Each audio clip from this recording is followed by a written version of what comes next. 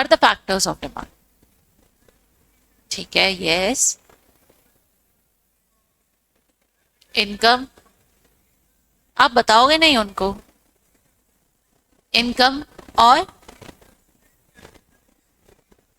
Test and preferences. Okay. Sorry. क्या. Transport. नहीं.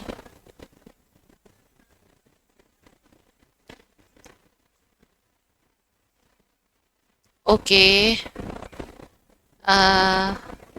Factors of demand. आप बैठ जाओ.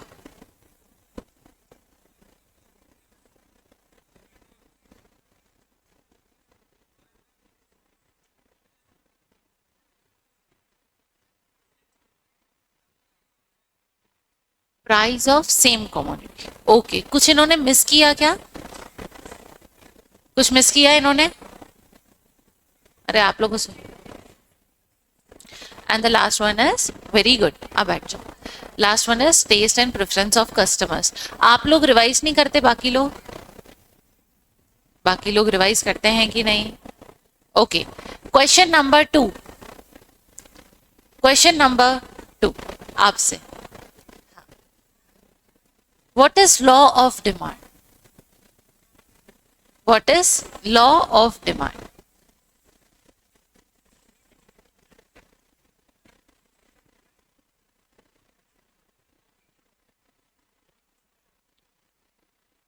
What is law of demand. Law of demand क्या होता है. Change in demand due to price. Okay. What is the relationship between demand and price?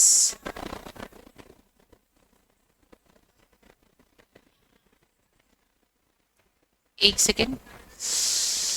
क्या है यार ये इन्होंने फिर.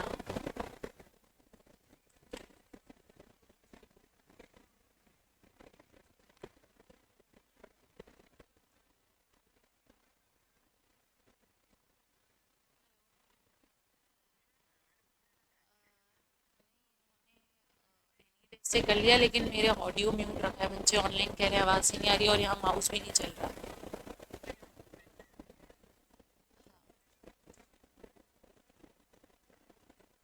हाँ जी बताइए. Inverse. What do you mean by ceteris paribus. What do you mean by ceteris paribus.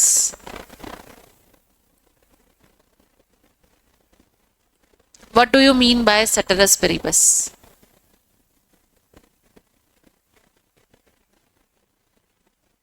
What do you mean by ceteris paribus? आपके आगे. What do you mean by ceteris paribus? Factors of. नहीं. What do you mean by ceteris paribus?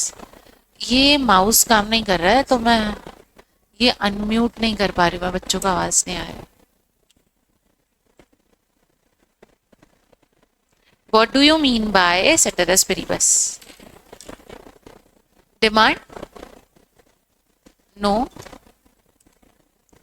Definition of demand.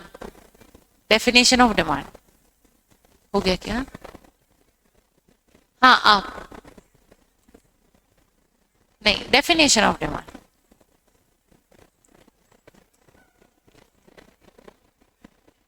Definition of demand. No. This is the price of the same commodity factor. What is ceteris paribus? Definition of demand. Definition of demand. Definition of demand. आप लोग revise नहीं कर रहे हो. आप लोग revise नहीं कर रहे हो. What is the equation of budget line? What is the equation of budget line?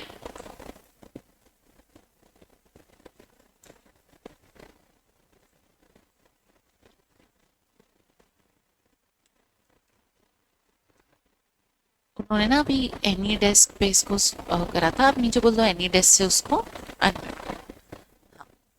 What is the equation of budget line? कोई कॉपीज में नहीं देखेगा, everybody close your copies, everyone. Price और बजट में क्या मतलब है? Close your copies, close your books. Okay, right now I am really very upset क्योंकि आप लोग कुछ रिवाइज नहीं कर रहे हो। कितने दिन हो गए आपकी बैच को स्टार्ट हुए?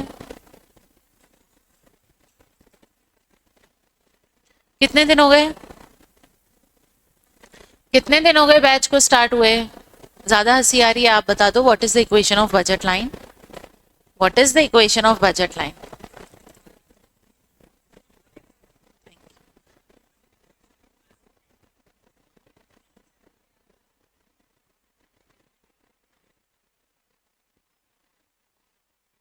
Definition of demand.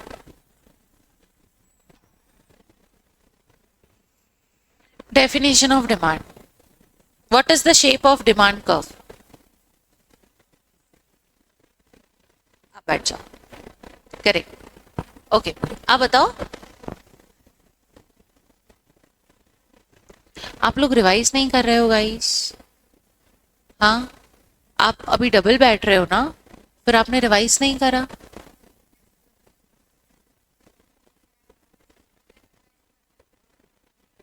सी, आपको रोज रोज करना पड़ेगा ना, है ना?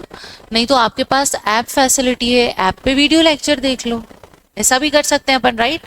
आपको ऐप का एक्सेस है ना, तो अगर if you are not able to recall की क्या था, तो आप वो भी तो कर सकते हो, ऐप पे लेक्चर देखो। आप लोग ऐसा क्यों नहीं कर रहे हो? मुझे कोई ऐप पे लेक्चर ओपन नहीं हो रहा है, मतलब स्टार्टिंग से ही लेक्चर्स नहीं आ रहे हैं। ओके, मैंने आपको ये होमवर्क करने के लिए दिया था, याद है? चैप्टर 1 का होमवर्क करने के लिए, सारे क्वेश्चंस करने के लिए दिए थे। किस किसने किए? सबने किए? सबके पास कॉपीज अवेलेबल हैं? अभी आपकी कॉपीज में चेक करवा रही हूँ, ठीक है? हाँ प्लीज से। क्या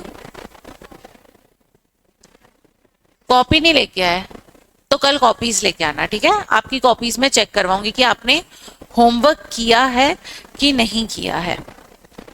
ओके, अब एक और क्वेश्चन, मैं क्वेश्चंस पूछूंगी बिकॉज आप लोग बिल्कुल रिवाइज नहीं करें, ये एकदम करेक्ट बात नहीं है। इतने दिन से आपकी बैच चल रही है, आपको डेली रिवाइज करना चाहिए, डेली रिवाइज होना ही चाहिए। What are the 3 problems of economy? मैं जिससे पूछूंगी वही बताएगा। 3 types of economies, 3 types of economies, 3 types of economies. These are the central problems of the economies. Market economy, okay.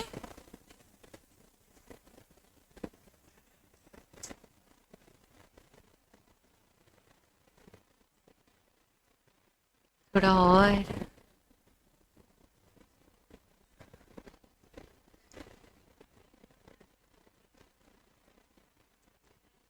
कौन बता रहा है उनको?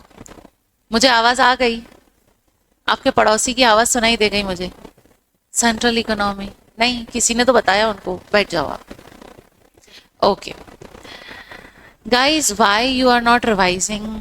कोई एनी इशू? देखो यार, आप कोई भी चीज नहीं पढ़ोगे, एक बार पढ़ा तो हो सकता है ना बार बार आपको नहीं रिवाइज हो, है ना? इट इज पॉसिबल और नॉट? बैठ जाओ आप लोग प्लीज, है ना? ऐसा हो सकता है कि नहीं कि आपको नहीं रिवाइज हो रहा है, एक बार करा नहीं रिवाइज हुआ। आपकी तो यहाँ पे मेरे हिसाब से 3 घंटे से ज्यादा की क्लास भी नहीं होती, है ना? आफ्टर 3 आवर्स आप लोग क्या करते हो? 3-4 आवर्स सुबह मॉर्निंग में। What you are doing guys? बताओ। सोते रहते हो? तो यहाँ से जाने के बाद क्या करते हो? अभी आपका टेस्ट रखने वाली हूँ मैं, ठीक है? फॉर चैप्टर 1 आपका टेस्ट रखूंगी मैं, प्रोबेबली कल मैं आपका टेस्ट रखूंगी चैप्टर 1 का, इसका इंट्रोडक्शन का, मैक्रो माइक्रो चैप्टर 1 का कल मैं टेस्ट रखूंगी। एंड उसके बाद टेस्ट पेपर हम यहाँ क्लास में ही डिस्कस कर लेंगे, ठीक है, जो भी आप अटेंड करोगे उसको मैं क्लास में आपके सामने ही डिस्कस करूंगी। और अगर किसी को कम मार्क्स आए तो मैं आपसे पूछूंगी कि व्हाट इज द रीजन। ठीक है, ऐसा करें? ओके, कोई किसी को कोई दिक्कत? अगर आपको कोई चीज नहीं समझ में आती है तो आप मुझसे बोल सकते हो, है ना, बट आपको घर पे रिवाइज करना पड़ेगा। स्कूल, आप अगर स्कूल नहीं जाते हो तो स्कूल में हम कुछ 5-6 घंटे के लिए जाते हैं, उसके बाद भी लोग ट्यूशन जाते हैं, कोचिंग जाते हैं, वो भी कर रहे हैं ना, तो आप 3-4 घंटे में क्यों नहीं कर पा रहे हो? आपके साथ वाली class, they are doing very good, वो लोग बहुत अच्छे से चीज़ों को ग्रास्प कर रहे हैं, आप लोग फिर पीछे रह जाओगे, है ना। मैं आपके खुद के बेनिफिट के लिए बोल रही हूँ, आप लोग पीछे रह जाओगे, ऐसे फिर कैसे चलेगा? वो लोग इतने शार्प हो रहे हैं कि मतलब आंसर क्वेश्चन पूछो वो कल वाला रिवाइज करके आते हैं क्लास में आने से पहले। फॉर एग्जांपल उनकी बैच 1 बजे चालू हुई है तो वो क्या करते हैं ना, 1 बजे नहाटा आना है तो उसके पहले सुबह 9-10 बजे रिवाइज कर लेते हैं सारे सब्जेक्ट्स का। तो हम लोग सारी फैकल्टीज क्या करते हैं ना, क्लास में जाते हैं, कल जो पढ़ाया उससे रिलेटेड पहले उनसे हम क्वेश्चन पूछते हैं कि कल जो पढ़ा है उससे रिलेटेड क्वेश्चन, एंड हर कोई आंसर देता है ना। तो आप भी तो उनके जैसे ही हो, आपके साथ बस प्रॉब्लम ये हो रही है कि आप अभी रिवाइज नहीं कर रहे हो, है ना। तो आप घर जाके ये चीज आपको ध्यान रखनी है कि हमको रिवाइज करना है ना। ज्यादा टाइम नहीं लगेगा, 1 घंटा भी बैठ गए, सिर्फ पलटा के देख लिया कि आज क्या क्या बताया था, रिवाइज कर लिया, बात खत्म, है ना। उसके बाद भी आपको समझ नहीं आए तो आप मुझे व्हाट्सएप पे वॉइस नोट भेज के पूछ लिया करो। अगर आप रिवाइज कर रहे हो, आपको कुछ नहीं समझ आ रहा है तो आप मुझे व्हाट्सएप कर सकते हो कि मैम ये टॉपिक नहीं समझ आ रहा है, कंसेप्ट समझ नहीं आया, एक बार बता देना। ठीक है, आपके पास मेरा नंबर है क्या? मैं आपको मेरा नंबर देती हूँ, आप उस नंबर पे, प्रोफेशनल नंबर पे आप मुझे व्हाट्सएप वॉइस नोट भेज सकते हो, डोंट कॉल। ठीक है, फोन मत करना, मैं उठा नहीं पाती हूँ। You can write it down, my professional number 8827519705। ठीक है, 8827519705। अगर आप रिवाइज कर रहे हो और आपको कोई चीज़, फॉर एग्जांपल देखो ऐप पे अगर लेक्चर नहीं आया है, तुम रिवाइज कर रहे हो, नहीं समझ आ रहा है, तो आप मुझे वॉइस नोट या मैसेज भेज सकते हो। ओके, बट अब से मैं रोज आपसे जो हमने पढ़ा उसके लिए क्वेश्चंस पूछूंगी। ओके, और अगर क्लास में कोई बात कर रहा है तो मैं उसे क्लास से बाहर निकाल दूंगी। ठीक है, क्योंकि पूरे क्लास का डेकोरेट मेंटेन नहीं हो पाता, मुझे डेकोरम मेंटेन करना पड़ेगा, है ना।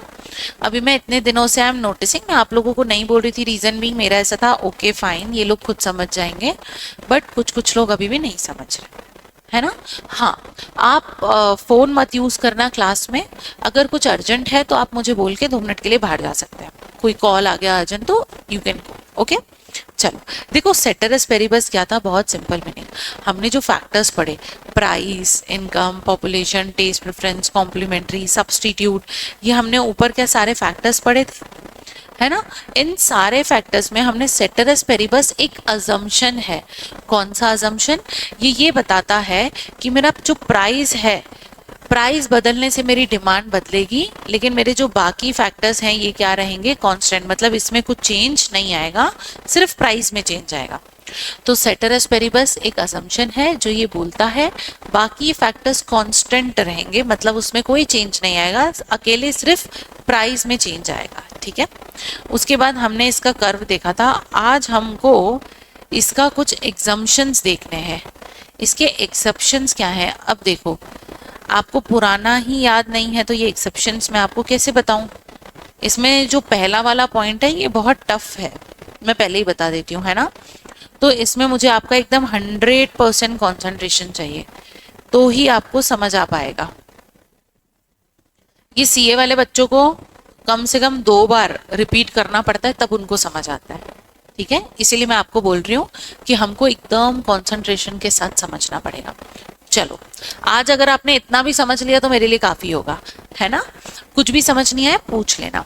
चलो, अब मैं आपको बताती हूँ। देखो, मैंने क्या बोला, law of demand. Law of demand क्या बोलता है कि कोई भी चीज महंगी होती है तो हम उसको कम खरीदते हैं, और कोई चीज सस्ती होती है तो हम उसको ज्यादा खरीदते हैं। इसको बोलते हैं इनडायरेक्ट या फिर इनवर्स या फिर नेगेटिव रिलेशनशिप। इतना समझ आता है सबको कि कोई चीज महंगी हो जाएगी तो मैं उसको कम खरीदूंगी, कोई चीज सस्ती होगी तो मैं ज्यादा खरीदूंगी। लॉ ऑफ डिमांड बस इतना ही बोलता है कि बाकी टैक्स का, गवर्नमेंट पॉलिसी, कॉम्प्लीमेंट्री, सब्सटीट्यूट, मेरे को कुछ नहीं पता। मेरे को सिर्फ इतना पता है कि कोई चीज महंगी होगी तो मैं उसको कम खरीदूंगी, कोई चीज सस्ती मिलेगी तो मैं उसको ज्यादा खरीदूंगी। बस लॉ ऑफ डिमांड इतना बोलता है, ठीक है। लेकिन अब इसके कुछ एक्सेप्शंस हैं। एक्सेप्शंस का मतलब क्या होता है? एक्सेप्शंस का मतलब ये होता है कि जनरली मैंने बोला कोई चीज महंगी होगी तो हम कम खरीदेंगे, कोई चीज सस्ती होगी तो हम ज्यादा खरीदेंगे। एक्सेप्शंस ये बोलता है कोई चीज महंगी हुई तो तुम ज्यादा खरीदोगे, कोई चीज सस्ती होगी तो तुम नहीं खरीदोगे। बताओ ऐसा हो सकता है कभी कि कोई चीज महंगी मिल रही है तो ही तुम खरीदोगे, सस्ती हो गई तो नहीं खरीदोगे? ऐसा हो सकता है क्या? ऐसा हो सकता है? नहीं हो सकता। लेकिन अगर आप इसको थोड़ा और जनरली अगर अपन ऐसा बोले, अगर आपको मैं बोलूं कि फॉर एग्जांपल कोई चीज ज्यादा महंगी मिल रही तुम खरीदोगे क्या? नहीं, तुम बोलोगे मैम सस्ती होगी तो खरीदेंगे। मैं खुद कोई चीज महंगी मिलेगी तो खरीदना पसंद नहीं करूंगी, सस्ती मिलेगी तो मैं उसको खरीदना पसंद करूंगी। ये तो जनरल बात हो गई। लेकिन लॉ में कुछ एक्सेप्शंस बोल दिए कि नहीं, ऐसे भी कुछ चीजें होती हैं जो महंगी बिकेंगी तो ही तुम खरीदोगे, सस्ती हो जाएगी तो नहीं खरीदोगे। पहले गीफन गुड्स। अभी गीफन गुड्स जो है ये बहुत टेक्निकल पॉइंट है, इसको मैं लास्ट में लूंगी, ठीक है। पहले बात करते हैं वेबलन गुड्स की। वेबलन गुड्स मतलब प्रेस्टिजियस गुड्स, वो गुड्स जो लोग सिर्फ शो ऑफ करने के लिए खरीदते हैं। अब आपको अच्छे से समझ आएगा। वेबलन गुड्स का एक और नाम होता है प्रेस्टिजियस गुड्स, इसका एक और नाम होता है snob goods. Snob is equals to show off. For example चलो नीता अंबानी की बात करते हैं। उसने कोई गुची का बैग खरीदा जो समझो 3 लाख रुपए का था, है ना। उसने वो बैग खरीदा शो ऑफ करने के लिए, है ना, छोटा सा बैग खरीदा शो ऑफ करने के लिए। समझो अब वो 3 लाख का बैग 3,000 का हो गया, क्या नीता अंबानी खरीदेगी? नहीं। पर लॉ ऑफ डिमांड तो ये बोलता है कि कोई चीज महंगी होगी तो कम खरीदेंगे, सस्ती होगी तो ज्यादा खरीदेंगे। तो अब तो ये बैग 3 लाख से 3,000 का हो गया, तो नीता अंबानी को एक की जगह 10 खरीदने चाहिए, है ना। पर वो क्यों नहीं खरीद रही? क्योंकि वो शो ऑफ कर पाएगी क्या? नहीं। कुछ चीजें होती हैं जो हम शो ऑफ करने के लिए खरीदते हैं, है ना। जैसे आईफोन, क्या आईफोन से बेटर है सैमसंग? सबको पता है आईफोन से बढ़िया सैमसंग है, लेकिन फिर भी आईफोन क्यों खरीदा जाता है? शो ऑफ करने के लिए। अब आईफोन 70,000 का मिल रहा है, 1 लाख का मिल रहा है, इसीलिए लोग उसको खरीद के शो ऑफ कर रहे हैं। या आईफोन 5,000 का मिलेगा तो बताओ लोग आईफोन खरीदेंगे क्या? उनको लगेगा 5,000 का खरीद के शो ऑफ कर ही नहीं पाऊंगे, 5,000 का तो हर कोई खरीद रहा है। और अच्छा एग्जाम्पल जो आप लोगों को अच्छे से समझ आएगा, केटीएम। सबको पता है केटीएम, क्या वो बहुत बढ़िया बाइक है? बढ़िया बाइक है, लेकिन तुम लोग खरीदोगे क्या? नहीं। क्यों नहीं खरीदोगे? छपरी, क्या आप उससे शो ऑफ कर पाओगे क्या? क्यों? केटीएम तो सस्ती आ रही है अभी, फिर भी लोग क्यों नहीं खरीद रहे हैं? क्यों? क्योंकि अब वो सस्ती हो गई तो हर कोई उसको खरीद रहा है। तो अगर तुम उसको खरीदोगे तो तुम शो ऑफ के लिए तुम्हारे पास कुछ रहेगा ही नहीं। तो जनरली ऐसा होता है, कोई चीज महंगी होती है तो हम कम खरीदते हैं, सस्ती होती है तो ज्यादा खरीदते हैं। ये तो लॉ ऑफ डिमांड ने बोल दिया, साइड हटा दिया। इसके कुछ एक्सेप्शंस हैं। क्या एक्सेप्शंस हैं? कि अगर वो चीज जो हम शो ऑफ करने के लिए खरीदते हैं, अगर वो सस्ती हो जाएगी तो सबको ही उसको खरीदने लग जाएंगे और वो चीज छपरी बन जाएगी। इसलिए अब भले वो चीज सस्ती हो गई लेकिन हम उसको नहीं खरीदेंगे। लेकिन वही चीज जब महंगी मिल रही थी तो हम उसको खरीदेंगे। क्यों? क्योंकि हमको क्या करना है? Show off. बताओ ये वाला पॉइंट सबको समझ आया क्या क्लियरली? ठीक है। तीसरा स्पेक्यूलेशन। अब इसको भी एक एग्जांपल के साथ मैं आपको समझाती हूँ। जैसे आज से 1 साल पहले जो गोल्ड का रेट था वो था 68,000 रुपए। कितना? 68,000। ठीक है। तो जैसे ही वो गोल्ड 68,000 से कितने का हो गया? 90,000 का, है ना। तो लोगों, अब बताओ गोल्ड महंगा हो गया, जनरली लोग इसको ज्यादा खरीदेंगे कि कम? कम खरीदेंगे। अब मैंने बोला 68 से हो गया 90, लोग इसको कम खरीदे। लेकिन मार्केट में एक अफवाह फैल गई कि 90,000 का सोना 1.5 लाख का होने वाला है। बताओ अब लोग इसको 68 से 90 हुआ, अब लोग इसको ज्यादा खरीदेंगे कि कम? ज्यादा। ज्यादा क्यों खरीद रहे हैं? क्योंकि अफवाह फैल गई। अभी रिसेंटली यही हुआ इंडिया में। आपको पता है 68,000 का सोना था, फिर धीरे धीरे वो 72,000 का हुआ। हिंदी वाली सबको समझ आती है ना। 68,000 की थी गोल्ड, पहले 68,000 का था, फिर 72,000 का हो गया। फिर ये गोल्ड हो गया 90,000 का, 92,000 का फिर हो गया। तो लोगों ने इसको कम खरीदा। तो जितने भी ज्वेलर्स थे ना इंडिया में, उन्होंने सबने मिलके सोशल मीडिया पेजेस को पैसे खिलाए और उनसे अपना प्रमोशन करवाया।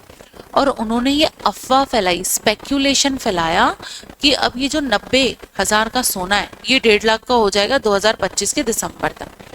तो लोगों ने क्या किया, महंगा सोना खरीद लिया। अब वो सोना फिर नीचे आ रहा है, ठीक है। तो सबका पोपट बन गया, लेकिन इनका पोपट बन गया वो हमारे काम की बात नहीं है। हमारे काम की बात यह है कि कोई चीज सस्ती थी, लोग खरीद रहे थे, चीज महंगी हुई। सोना 68 का था, कितने का हो गया, 90 का। अब लोग इसको कम खरीद रहे थे, लेकिन मार्केट में अफवाह आ गई कि ये 90,000 का सोना 1.5 लाख का होने वाला है। तो लोगों ने बोला 90 तो फिर भी कम है, 1.5 लाख तो और महंगा है, तो चलो इसको खरीदते हैं। सोना महंगा हुआ, क्या फिर भी लोग उसको खरीद रहे हैं? क्यों खरीद रहे हैं? क्योंकि अफवाह फैल गई। तो कभी कभी अफवाह फैलने की वजह से भी जो चीजें हैं वो बिकने लगती हैं, है ना।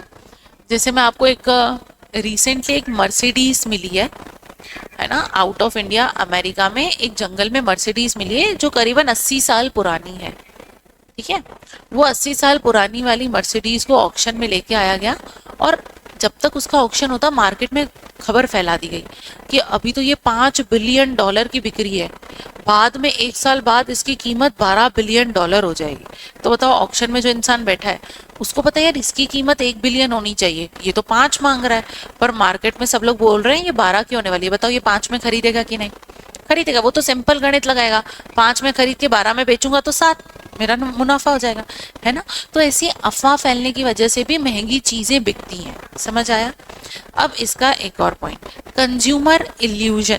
अब देखो, आपने सुना होगा, आपके कुछ कुछ फ्रेंड्स होंगे या कुछ लोग ऐसे होते हैं जिनको ऐसा लगता है जो चीज़ महंगी होती है वही अच्छी होती है। ऐसा होता है क्या?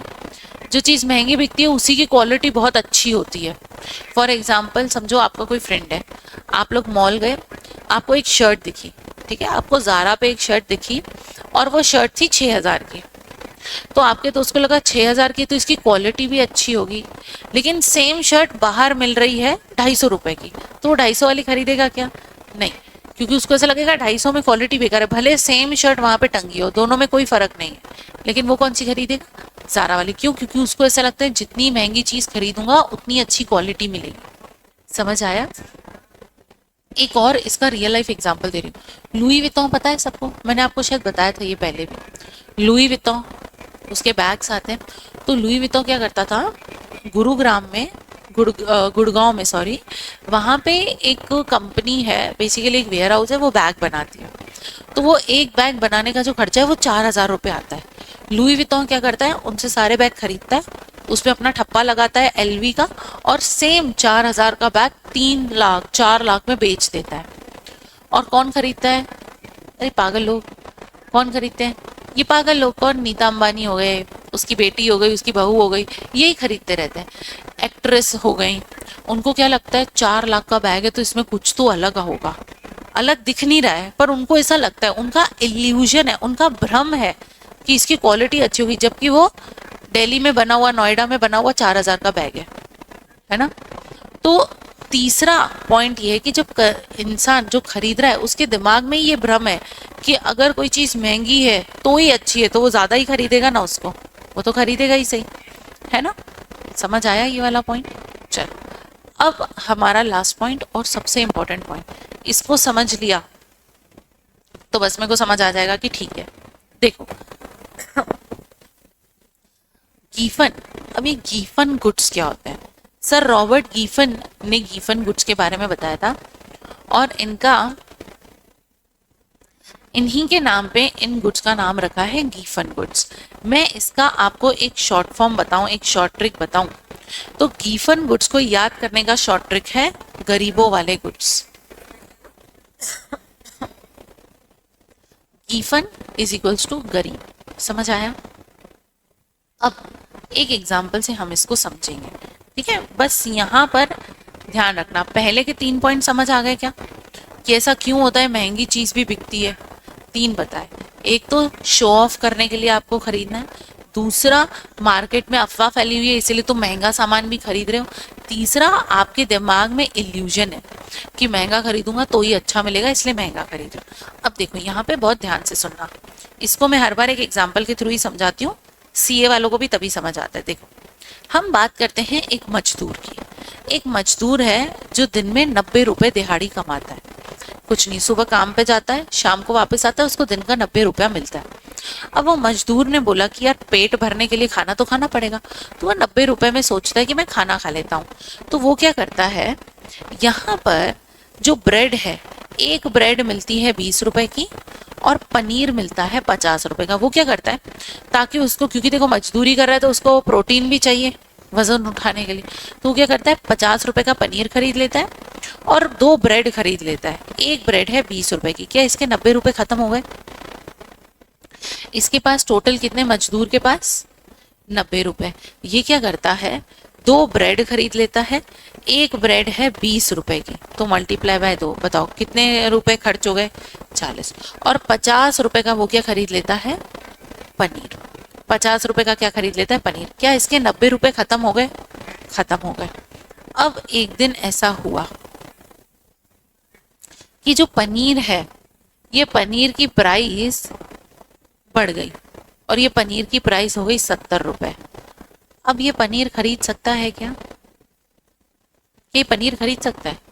देखो ये 2 ब्रेड तो खाएगा ही खाएगा, जैसे 2 रोटी से ही पेट भरता है, तो इसको 2 ब्रेड तो खानी है, तो इसके 40 रुपए तो यहीं खत्म हो गए। ये 40 रुपए तो इसके यहीं खत्म हो गए। अब ये 50 का नहीं मिल रहा है, ये कितने का मिल रहा है, 70 का। बताओ अब ये पनीर खरीद सकता है? नहीं खरीद सकता। ठीक है, हमने सब्स्टिट्यूट गुड्स के बारे में पढ़ा था क्या फैक्टर्स में? इसीलिए मैं आपसे पूछ रही थी। फैक्टर्स में हमने कुछ सब्स्टिट्यूट गुड्स के बारे में पढ़ा था। सब्स्टिट्यूट गुड्स का मतलब क्या? तू नहीं तो कोई और सही। तो अब सब्स्टिट्यूट गुड क्या बात करता है, बताओ। पनीर का कोई सब्स्टिट्यूट है? टोफू।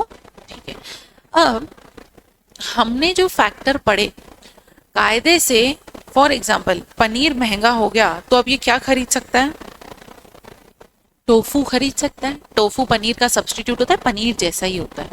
तो इसने बोला यार पनीर नहीं खरीद सकता हूं। हमने ऊपर पढ़ा कि अगर कोको कोला की प्राइस बढ़ी तो बताओ पेप्सी की डिमांड बढ़ेगी कि कम होगी? बढ़ेगी। अब सेम यही मैं बोल रही हूँ, पनीर महंगा हो गया तो बताओ टोफू की डिमांड बढ़ेगी कि कम होगी? बढ़ेगी, है ना। अब समझो टोफू है 60 रुपए का। अब बताओ, मैंने बोला चल 70 का मत खरीद, 60 का टोफू खरीद सकता है क्या? नहीं खरीद सकता। लेकिन इसकी थाली में 2 ब्रेड और पनीर होगा तभी इसका पेट भरेगा।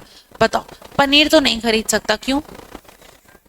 क्योंकि है ही कितने उसके पास, है कितने, हाँ टोटल इनकम कितनी है, देखो मैं यहाँ पे बता रही हूँ आपको, इसकी इनकम कितनी है, 90। ठीक है, ये मेरा जो सब्स्टिट्यूट है, क्या मैं इसको सब्स्टिट्यूट बोल दूं, है ना।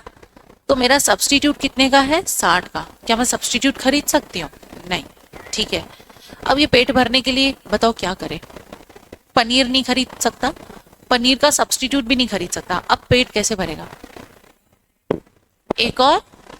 एक और ब्रेड खरीद लेगा। क्या एक और ब्रेड ये खरीद सकता है?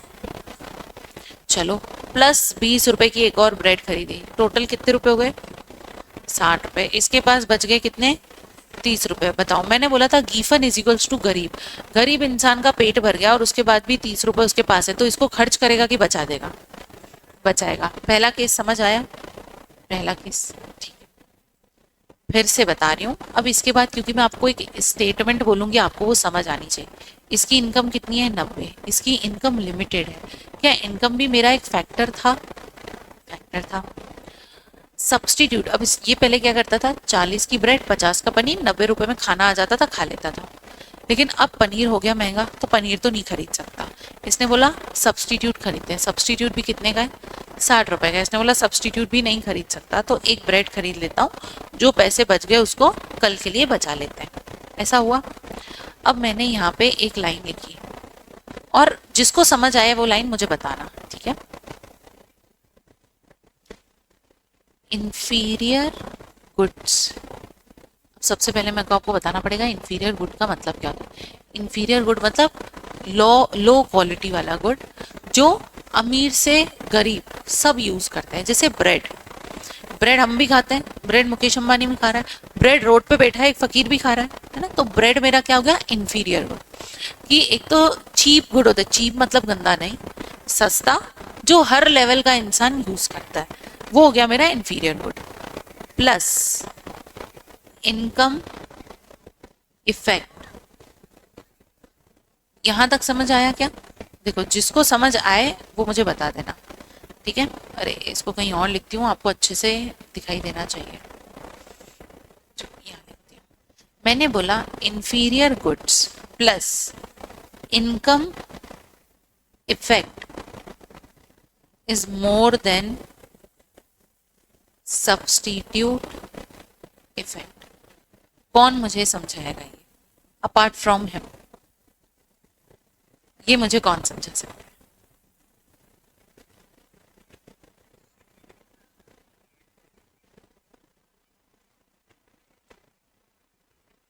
बताइए।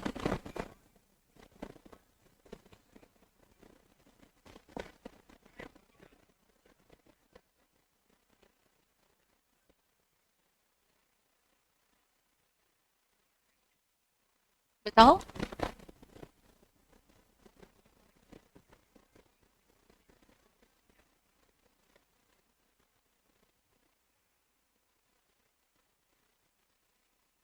किसी को भी समझ आ रहा है क्या? चलो मैं बताती हूँ। देखो, इंफीरियर गुड, क्या इस एग्जाम्पल में मेरा इंफीरियर गुड है ब्रेड, है ना? प्लस इनकम इफेक्ट, क्या मेरी इनकम लिमिटेड है? क्या मेरी इनकम 90 रुपए लिमिटेड है? तो इसीलिए मैं सब्सटीट्यूट को भी अफोर्ड नहीं कर पा रही हूँ। अब मैं आपको आपके एग्जाम्पल से समझाती हूँ। देखो, फॉर एग्जाम्पल मेरी पॉकेट मनी है 90 रुपीज, ठीक है, और मैं क्या करती हूँ, 20 रुपए का एक समोसा खाती हूँ, पूरे दिन में मैं 3 समोसे खाती हूँ और 30 रुपए मेरे पास बचे। वैसे मैं 2 समोसे खाती थी और एक बर्गर खा लेती थी, ठीक है। अब बर्गर हो गया महंगा, ठीक है, और बर्गर का सब्सटीट्यूट मैं सैंडविच बोल सकती हूँ क्या? सैंडविच भी मैं अफोर्ड नहीं कर सकती। यहाँ पे चलो मेरा एग्जाम्पल लेते हैं। 90 रुपए मुझे पॉकेट मनी मिली है दिन की, और मैं एक हॉस्टल में रहती हूँ। अब मुझे इस 90 रुपए से अपना खाना खरीदना है, तो मैं क्या करती हूँ, सुबह समोसा खा लेती हूँ, दिन में भी समोसा खा लेती हूँ, एक रात में एक बर्गर खा लेती हूँ। अब बर्गर हो गया महंगा, तो मैं बर्गर नहीं खरीद पा रही, ठीक है, मेरे पास 50 रुपए ही बच रहे हैं, मैं बर्गर नहीं खरीद पा रही। लेकिन बर्गर की बजाय मेरे पास सैंडविच का ऑप्शन है, पर सैंडविच भी 60 रुपए का मिल रहा है, तो मैं सैंडविच भी नहीं खरीद पा रही। तो मैंने क्या करा, क्या मुझे सस्ती चीज यहाँ क्या मिल रही है, समोसा, तो मैंने पकड़ लिया समोसा कि मैं तो चलो एक और समोसा खरीद लेती हूँ। प्लस क्या मेरी इनकम लिमिटेड है ना? तो जब आपको कोई चीज सस्ते में मिल रही है और आपके पास पैसा भी नहीं है और आपका काम भी हो जा रहा है, तो आप बताओ, जो सब्सटीट्यूट महंगा मिल रहा है वो खरीदोगे क्या? मेरा पेट भर गया 3 समोसे से, मेरे पास पैसे भी कम थे, तो मैं बिना मतलब उधारी पे लेके सैंडविच खाऊंगी क्या? इस लाइन का मतलब यही है। इंफीरियर गुड, जब मेरे पास एक सस्ता ऑप्शन अवेलेबल है कि मैं समोसा लेके खा सकती हूँ, प्लस मेरे पास पैसे भी कम है, बचे मेरे हाथ में सिर्फ 50 रुपए ही हैं, तो मैं ना तो मैं सब्सटीट्यूट खरीद सकती हूँ, ना ही मैं बर्गर खरीद सकती हूँ। तो जब मेरे पास सस्ता ऑप्शन अवेलेबल है, मेरे पास पैसे कम है, तो जब ये दो कॉम्बिनेशन मिल जाता है कि पैसा भी कम है और तुम्हारे पास एक सस्ता ऑप्शन अवेलेबल है, तो जब ये दोनों मिल जाते हैं तो तुम सब्सटीट्यूट मतलब उसके अलावा जो महंगी चीज है उसको नहीं खरीदते हो। किसको समझ आया? अब किसको अभी भी समझ नहीं आया? ठीक है, देखो इसको एक बार फिर से समझते हैं। मैंने आपको बोला इंफीरियर गुड, कोई, अरे आपका एग्जाम्पल लेते हैं चलो, है ना? मैंने आपका एग्जाम्पल लिया, आपके पास है समझो 2000 रुपए, ठीक है। क्या आपके पास ये लिमिटेड है? क्या ये पैसे तुम बढ़ा सकते हो क्या? नहीं, जेब में 2000 है तो 2000 ही है। अब आपने सोचा कि आप जो है 2 शर्ट्स खरीद लोगे, और वो शर्ट जो है समझो ये इंफीरियर गुड है, ये इंफीरियर गुड है। क्या अमीर से गरीब सब लोग शर्ट पहनते हैं? पहनते हैं। आपने 2 शर्ट खरीदी, एक शर्ट थी 500 रुपए की, बताओ आपके कितने रुपए खत्म हो गए यहाँ पे? 1000। अब कितने बचे आपके पास? 1000।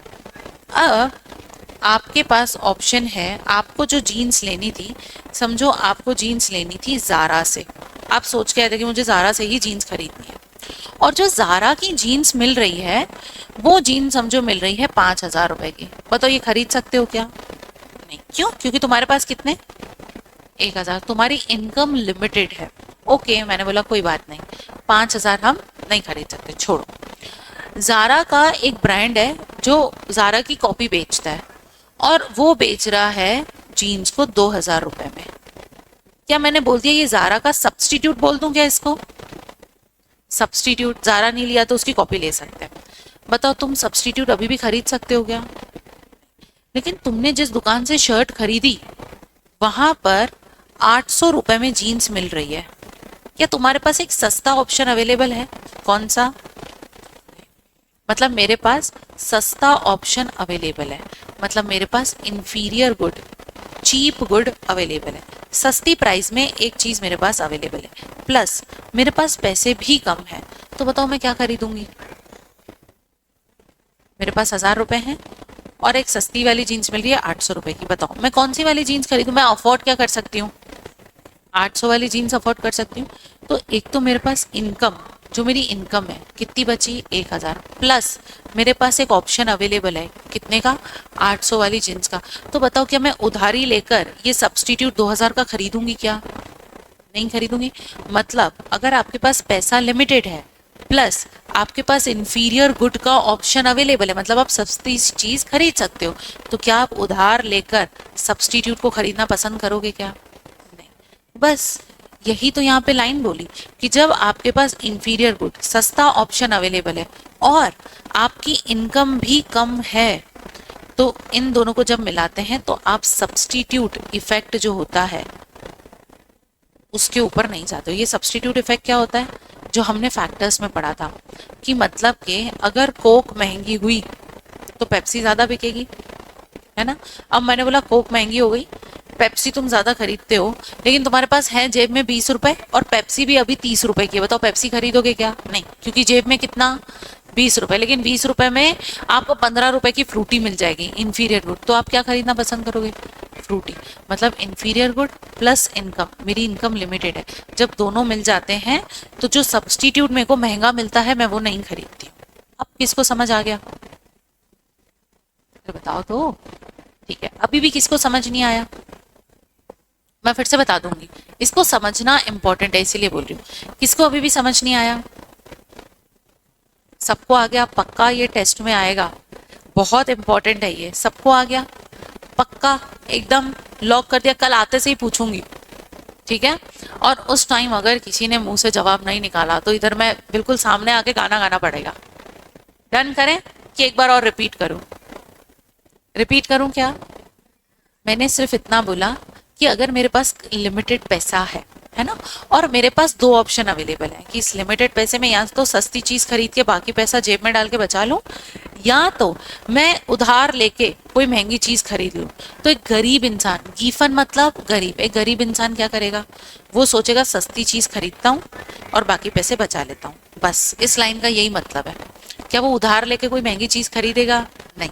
तो गिवन गुड्स में सबसे पहले एग्जांपल में हमको ये देखना है कि गरीब इंसान है, लिमिटेड इनकम है, प्लस उसके पास सस्ता ऑप्शन अवेलेबल है।